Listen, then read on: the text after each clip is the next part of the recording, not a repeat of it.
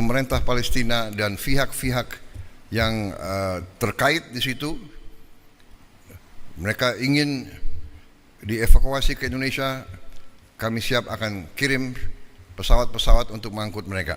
Presiden Republik Indonesia Prabowo Subianto memiliki 2 syarat saat Indonesia menyatakan siap menampung warga Gaza.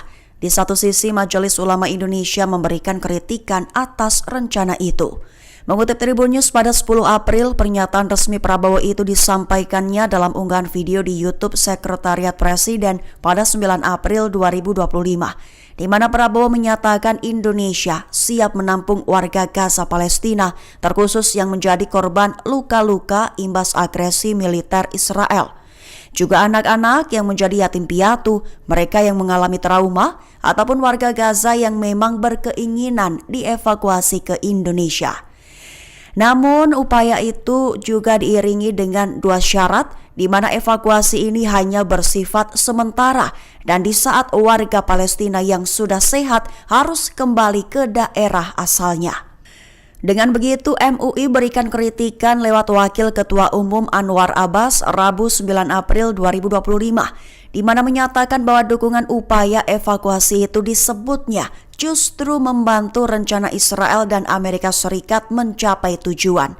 Adapun rencana yang dimaksud adalah mengosongkan Gaza. Di sisi lainnya lagi, padahal jelas-jelas Sekretaris Jenderal PBB Antonio Guterres menolak usulan Presiden Amerika Serikat Trump dan menyebutnya sebagai pelanggaran hukum internasional. Karena itu, saya sampaikan bahwa Indonesia siap bila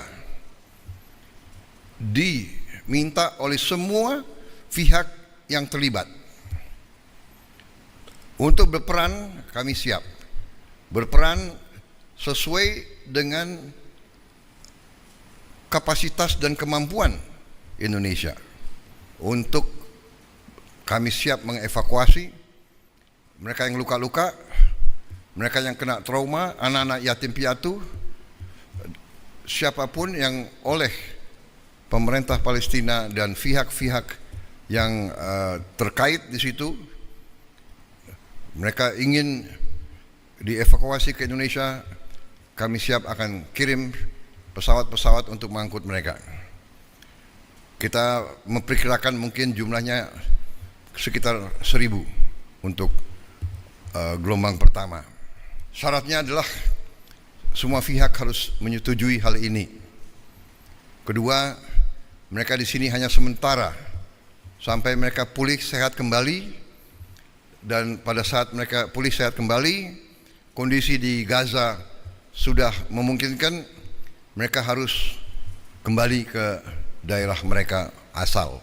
Mesir dikabarkan telah mulai mengerahkan ratusan tank mereka ke perbatasan di Sinai Tengah. Dilaporkan bahwa tank Patton dan Abrams menjadi senjata dan upaya Mesir untuk menumpuk kekuatan militer.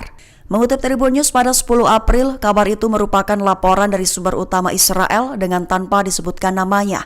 Lebih tepatnya, Mesir dilaporkan telah mengerahkan tank Patton dan Abrams di Sinai Tengah, diklaim sebagai upaya penumpukan militer yang belum pernah terjadi sebelumnya di dekat perbatasan dengan Israel. Dengan begitu, Tel Aviv telah mengeluarkan peringatan resmi kepada pemerintah Mesir di Kairo. Upaya pengerahan kekuatan militer itu diklaim Israel sebagai pelanggaran perjanjian damai tahun 1979, di mana isi perjanjian adalah menetapkan bahwa sebagian besar semenanjung Sinai harus tetap didemilitarisasi. Adapun jumlah tank yang dikerahkan disebut melampaui batas yang diizinkan, yaitu 230 tank, yang membuat Israel marah. Jenis tanknya antara lain M60 Patton buatan Amerika Serikat dan M1A1 Abrams. Namun di satu sisi alasan tentara Mesir mengerahkan tank tempur mereka guna mencegah Israel memaksa warga Palestina keluar dari Gaza ke Mesir. Angkatan Darat Iran dilaporkan telah berencana memperluas pangkalan drone mereka di seluruh negeri. Muncul pertanyaan, apakah sebagai upaya persiapan diri untuk menghadapi agresi Amerika Serikat di masa depan? Mengutip Tasnim pada 10 April, kabar perluasan bangker drone itu diutarakan oleh Panglima Angkatan Darat Iran, Brigadir Jenderal Qiomars Heidari pada Rabu 9 April 2025. Ia lebih tepatnya menyatakan bahwa Angkatan Darat telah menyusun rencana baru, isinya untuk membangun dan mengembangkan lebih banyak pangkalan pesawat berawak alias drone di Iran. Heydari juga mencatat bahwa Angkatan Darat telah mendirikan banyak pangkalan drone di berbagai bagian di Iran, termasuk di sepanjang perbatasan. Menggambarkan bahwa drone sebagai senjata unik dan berpengaruh dalam pertempuran masa depan. Ia juga mengatakan Angkatan Darat Iran telah berhasil memproduksi berbagai drone dan kendaraan udara mikro. Angkatan bersenjata Yaman dilaporkan telah menembak jatuh drone MQ-9 milik Amerika Serikat, mengklaim total telah menghancurkan sebanyak 22 drone MQ-9 milik sekutu Israel tersebut.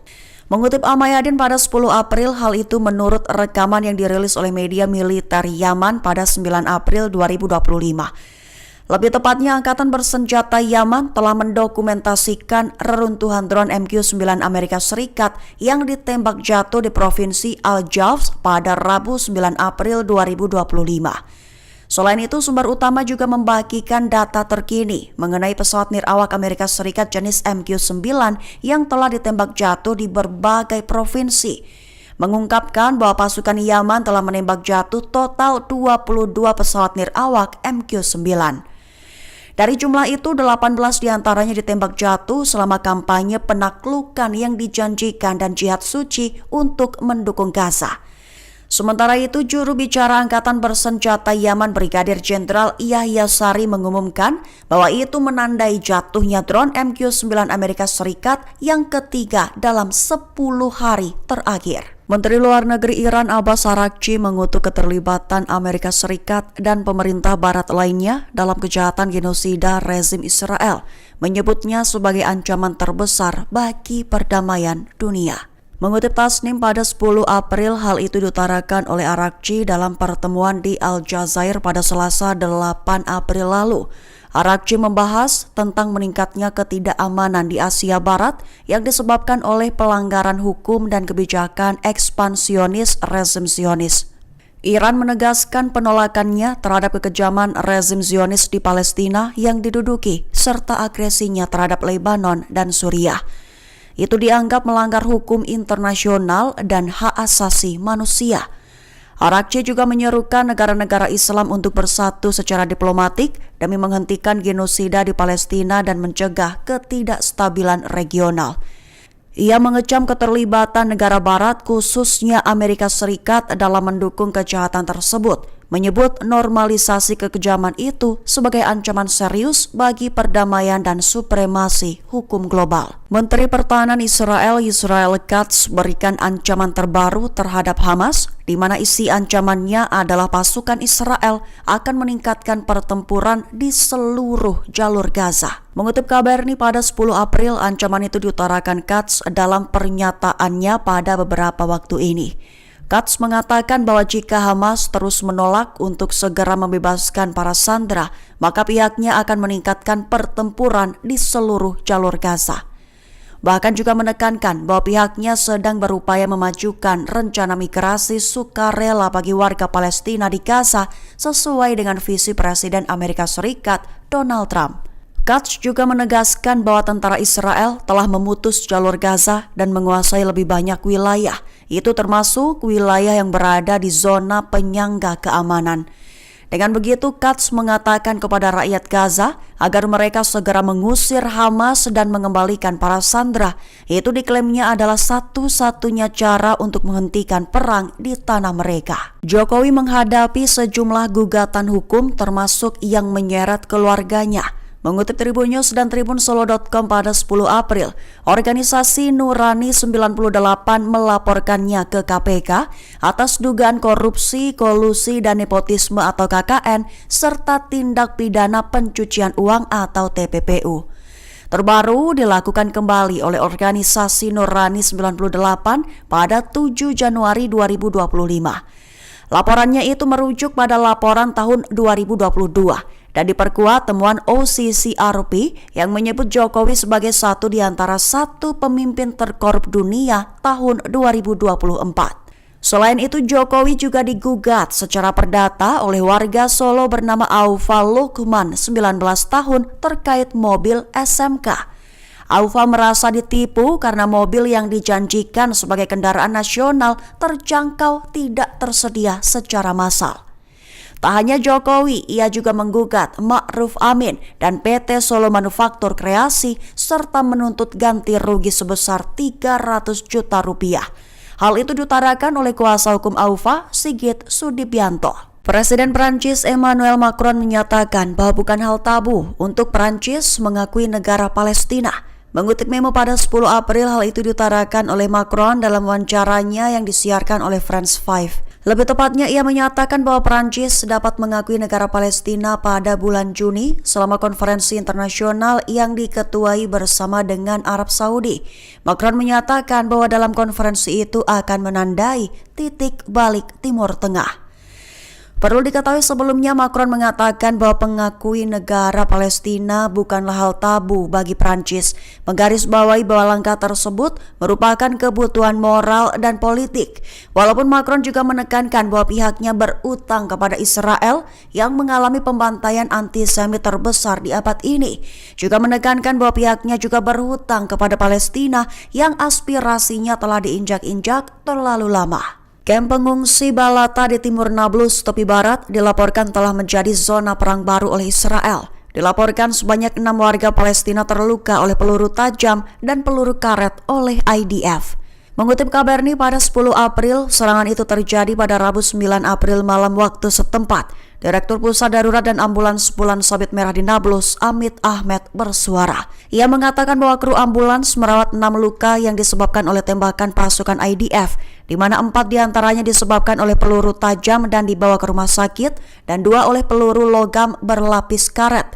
Pihaknya menyatakan bahwa seorang anak terluka di wajah setelah menjadi sasaran langsung tabung gas air mata. Sementara 5 warga Palestina lainnya menderita memar akibat dipukuli oleh tentara pendudukan, serta sebanyak 50 warga Palestina menderita sesak nafas akibat menghirup gas beracun. Ahmed mengonfirmasi bahwa kru ambulans mengevakuasi 21 pasien, termasuk 4 anak-anak dari dalam kamp ke rumah sakit.